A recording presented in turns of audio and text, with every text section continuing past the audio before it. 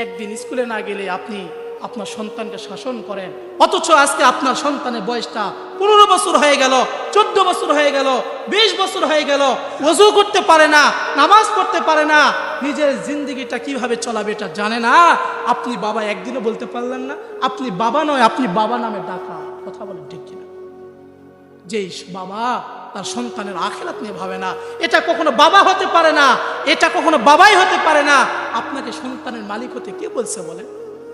আপনি সন্তানের হক আদায় করতে পারবেন না, আপনাকে বাবা হতে কে বলছে? একদিন কাজে না গেলে আপনি আপনার সন্তানকে গালি দেন, কিন্তু 5 ওয়াক্ত নামাজ চলে যায়, একটা ওয়াক্ত নামাজ পড়ে না, মাস চলে যায়, বছর চলে যায়, জিন্দেগিটা এইভাবেই শেষ করে ফেললো। একদিনও তো আপনি বকা দিলেন না, একদিনও তো বললেন না এই নামাজ না পড়লে আমার বাড়িতে ভাত নেই।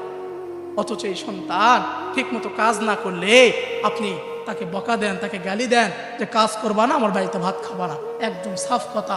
হে মিয়া, আপনি বলেন আপনার সন্তানকে, বেটা নামাজ পড়বি না, আমার বাড়িতে খানা খাবি না, নামাজ পড়বি না, আমার ঘরে ঘুমাবি না।